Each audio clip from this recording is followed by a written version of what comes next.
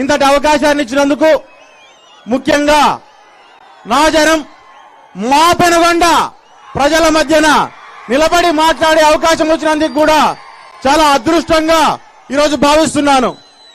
పెనుగొండ అంటేనే ఎంతో మంది గొప్ప గొప్ప నాయకుల్ని ఈ తెలుగుదేశం నాను పెనుగొండ అంటేనే ఎంతో మంది గొప్ప గొప్ప నాయకుల్ని ఈ తెలుగుదేశం పార్టీ కోసం ముందుకు నడిపించిన అతి గొప్ప ప్రాంతం అనే విషయాన్ని కూడా ఒక్కసారి మనం గుర్తు చేసుకోవాల్సిన అవసరం ఉంది.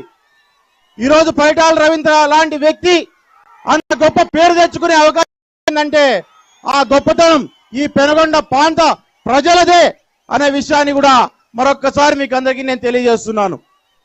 ఈరోజు ఎన్నో సమస్యలు పడుతూ ఎన్నో ఇబ్బందులు పడుతూ గత 4.5 సంవత్సరాన్ని మనము చాలా వీరోచితంగా మీరు కూడా పోరాటాలు చేస్తూ గ్రామాల్లో ఇంతవరకు తీసుకొని రావడం జరిగింది.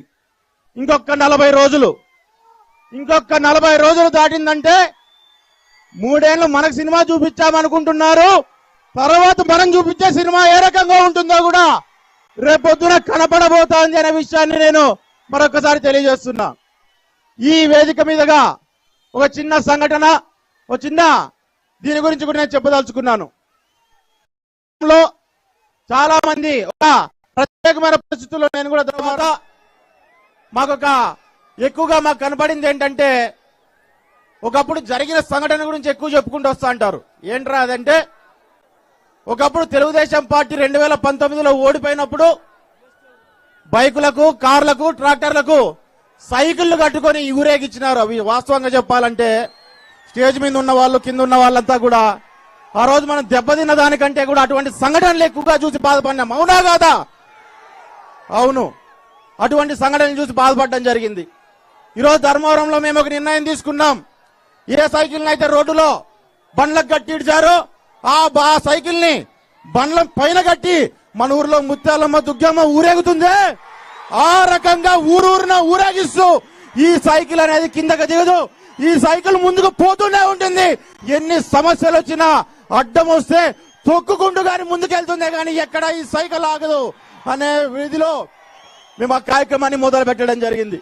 అదే రకంగా మీకు అందరికి కూడా తెలియజేస్తున్నా, దయచేసి ఇక్కడికి వచ్చిన తెలుగుదేశం కుటుంబ సభ్యులంతా రాబోతోంది తెలుగుదేశం ప్రభుత్వం, ప్రజల ప్రభుత్వం, ఎగరబోతోంది తెలుగుదేశం జెండా అనే విషయాన్ని ప్రతి ఒక్కరూ ఇక్కడ చంద్రబాబు నాయుడు గారు వినే ప్రతి మాటను విని గ్రామాలకు వెళ్లి ప్రతి ఒక్కరికి అర్థమయ్యేటట్టుగా మీరు చెప్పాలని చెప్పి మీలో ప్రతి ఒక్కరిని పేరు పేరున కోవడం జరుగుతుంది.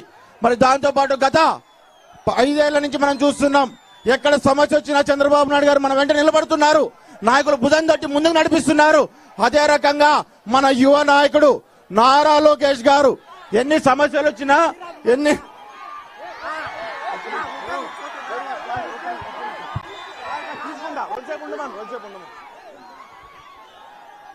ఎన్ని సమస్యలు వచ్చినా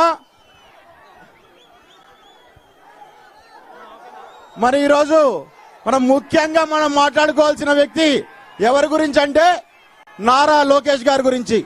మన ప్రాంతంలో ప్రతి ఊరు తిరిగి, ప్రతి గ్రామం తిరిగి, ప్రతి కార్యకర్తను భుజం తట్టి మీ వెంట నేనుంటానని చెప్తూ మన గుండెల నిండా ధైర్యం నింపుతూ ముందుకు నడిపించిన వ్యక్తి మన నారా లోకేష్ గారు.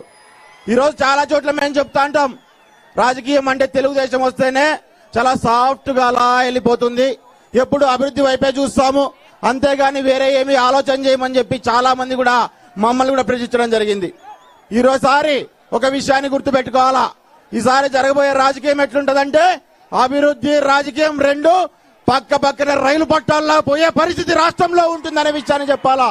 అభివృద్ధిని ఖచ్చితంగా చంద్రబాబు నాయుడు గారి చేతిలో పెడతాం, రాజకీయాన్ని నారా లోకేష్ చేతిలో మేము పెట్టబోతున్నాం అనే విషయాన్ని కూడా మీకు అందరికీ నేను తెలియజేస్తున్నాను. కాబట్టి అందరూ పైకెక్కిన వాళ్ళంతా దయచేసి కిందకి దిగాల. మనకు చంద్రబాబు నాయుడు గారు రాబోతున్నారు. ఈ టైంలో పైన ఉండడం ఎందుకంటే అది ఊగుతాంది, కరెంటు కూడా ఇది ఉంది కాబట్టి దయచేసి అందరూ కొంచెం